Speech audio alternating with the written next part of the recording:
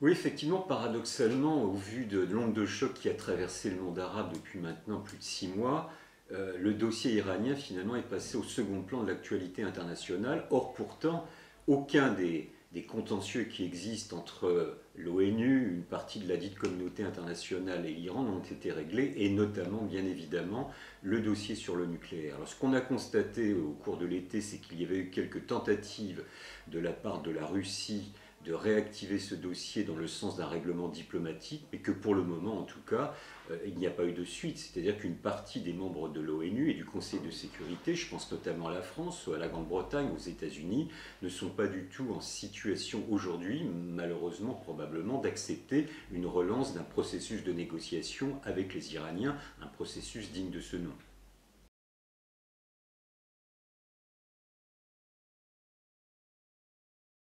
Premièrement, vous avez tout à fait raison de rappeler que finalement ce mouvement de contestation, je ne dis dans le monde arabe, je ne dis pas qu'il a ses racines en Iran, mais que chronologiquement, il y a 2 ans, juste 2 ans, il y a eu un profond mouvement de contestation en Iran et sur les mêmes objectifs de démocratisation des sociétés, d'accès aux libertés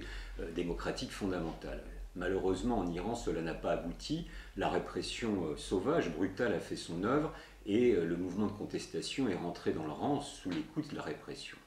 Aujourd'hui, il est intéressant de voir qu'il y a eu quelques tentatives au mois de février dernier, au moment où le régime tunisien de Ben Ali et au moment où le régime de Moubarak en Égypte tombait, il y a eu tentative de relancer le mouvement de contestation. Et ce qui est tout à fait particulier, c'est que le pouvoir iranien, au début de ces mouvements de contestation dans le monde arabe, s'est félicité de ces mouvements en disant bien c'est la preuve que les masses du monde arabe s'inspirent des enseignements de la révolution iranienne, puisque c'était juste le moment où on fêtait le 32e anniversaire de la révolution iranienne. S'appuyant sur ces déclarations officielles, les contestataires iraniens ont tenté d'organiser plusieurs manifestations, mais très rapidement, au vu du contenu des revendications dans le monde arabe et des revendications qui avaient été formulées en Iran, eh bien le pouvoir iranien a compris le danger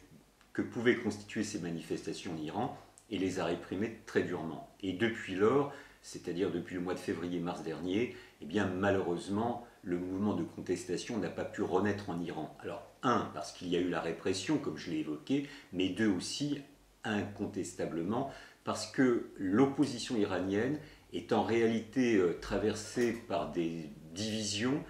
n'arrive pas à constituer une plateforme de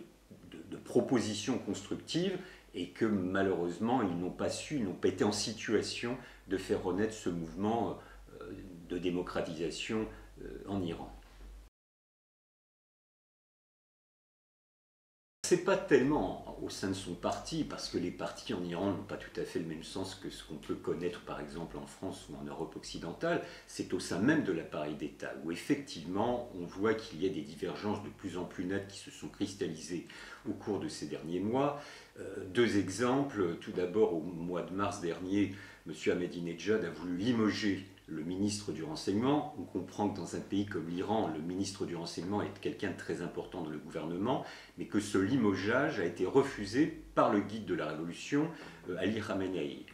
Et que suite à ce refus de valider le limogeage voulu par Ahmadinejad, eh bien le président Ahmadinejad, le président de la République islamique, a disparu de la circulation politique et médiatique pendant 2 semaines. Puis ensuite, il est réapparu. Quand même assez étrange que le président d'un pays ne donne plus aucune nouvelle pendant près de 2 semaines.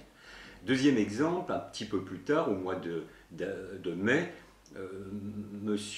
Ahmadinejad a voulu prendre par intérim la place de ministre du pétrole. Ministre du pétrole, là aussi, un ministère important en Iran, et cela a été refusé par une majorité des députés fidèles au guide Ali Khamenei. Ces deux exemples indiquent les profondes contradictions qui existent au sein de l'appareil d'État, parce qu'en réalité, au sein de cet appareil d'État, les responsables politiques iraniens ont une date en tête qui devient obsessionnelle, c'est 2013. 2013, c'est les prochaines élections présidentielles en Iran, et chacune des factions, qui souvent sont opposées sur des problèmes importants, essaye de se placer dans les meilleures dispositions pour remporter ces élections de l'année 2013. Alors tout cela, ce n'est pas tout à fait pour demain, de nombreux mois vont s'écouler, mais ces divergences aiguës qui existent et qui se sont cristallisées avec force au cours des derniers mois ne peuvent s'expliquer que par les conséquences différées du mouvement de contestation populaire que nous avons évoqué précédemment.